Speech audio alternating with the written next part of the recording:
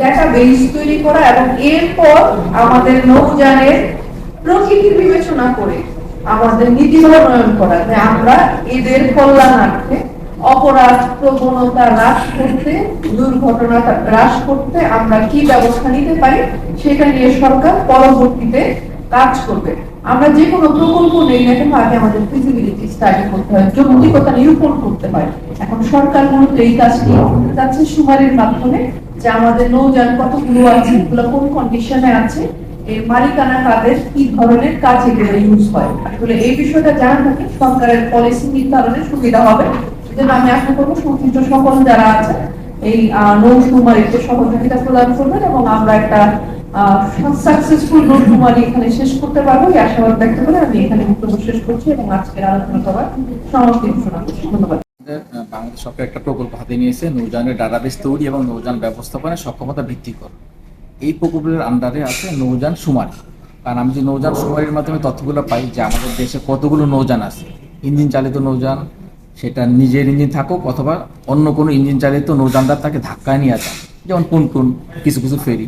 এই সব তথ্য আমরা যখন জানতে পারবো তখন আমরা একটা ডাটা পাবো। এই ডাটা বেস থেকে আমরা তখন ফিল্টার করে কোন জেলায় কতগুলো আছে, কোন ধরনের নৌযান কতগুলো আছে, কয়টা ফিশিং ট্রলার আছে, কয়টা যাত্রীবাহী লঞ্চ আছে, সব আলাদা করতে পারবো। তখন আমরা এই রুট ঠিক করতে পারবো, কোন রুটে কি ধরনের নৌযান চলা, কোন সময়ে কোন নৌযানগুলো চালানো উচিত হবে, কাদের সেফটি কীরকম হতে পারে, এই যে তথ্যগুলো, কোনখানে ঘাট বেশি লাগতে পারে, নৌযানের সংখ্যা ভিত্তিক করে কোথায় আমাদের আইন শৃঙ্খলা রক্ষাকারী বাহিনীকে বেশি প্রয়োজন হতে পারে, এই তথ্যগুলো কিন্তু আমাদের দরকার হবে। আমাদের বিভিন্ন মৌসুমে আমাদের জেলে ভাইয়েরা যখন নাকি কাজ থাকে না তখন তারা কিন্তু সরকারি সাহায্য চায়। আমি যদি নাই জানি যে কয়জন আমাদের এখানে জেলে আছে, কয়জন আমার এই ফিশিং ট্রলারের সাথে জড়িত, তাই আমি সাহায্যটা দিব কিভাবে? একজনের যদি নৌযান একটা হারিয়ে যায়, চুরি হয়ে যায়, ডাকাতি হয়, সে মামলা করতে যাবে, তার নিজের নামে যদি নৌযানটা নিজের নামে লিপিবদ্ধ না থাকে তাহলে পুলিশ মামলা নিবে কিভাবে, তাকে ক্ষতিপূরণ নিবা কিভাবে দিবে?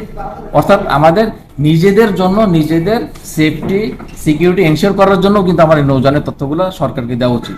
যেহেতু সরকার একটা প্রকল্প হাতে নিয়েছে, এটা আমাদের জনগণের স্বার্থেই নিয়েছে, কাজে আমাদের এই প্রকল্পকে সফলভাবে করার জন্য এবং ভবিষ্যতে আমাদের এই নৌ সেক্টরে উপকার পাওয়ার জন্য কিন্তু আমাদেরকে এই তথ্যগুলো দিয়ে আমাদের এই সুমারি কর্মীদের সাহায্য করতে হবে। আমি যেহেতু এই প্রকল্প পরিচালক, এই কারণে আমি চাচ্ছি আপনাদের মাধ্যমে সবাইকে বলতে যে সকলে যেন এই সঠিক তথ্য দিয়ে সরকারকে সাহায্য করে, যাতে পরবর্তীতে আমরা জনগণ সেই সরকারি সাহায্য তার উপকারভোগী হতে পারে। এটা কি প্রথমবারের মতো আমাদের দেশে হচ্ছে? যে বাংলাদেশ স্বাধীনতার পরে এই প্রথমবার আমাদের নৌযান সুমারি হচ্ছে। এটা চলবে কত তারিখ থেকে কত? আমাদের নৌযান সুমারি প্রথমে মে মাসে হয়েছে প্রাথমিক তথ্য নেওয়ার জন্য। এখন আমাদের 20 থেকে 29 আগস্ট পর্যন্ত আমাদের মূল সুমারি হবে, যেখানে সকল তথ্য আমাদের লিপিবদ্ধ করা হবে। এই নৌযান সুমারির আওতায় কারা আসবে মূলত? কোন নৌযানগুলো আসবে? যাদের ইঞ্জিন আছে অথবা যাদেরকে ইঞ্জিন চালিত অন্য কোনো নৌকা দ্বারা ধাক্কায় বা টেনে নেওয়া হয়। এটা সাধারণত 16 ঘোড়া আমরা যদি বলি, বা 16 ব্রেকহর্স পাওয়ার পর্যন্ত যাদের ইঞ্জিন, তাদেরকে আমরা এর আওতায় নিয়ে আসবো। শুধুমাত্র সামরিক বাহিনীর নৌযান বাদে।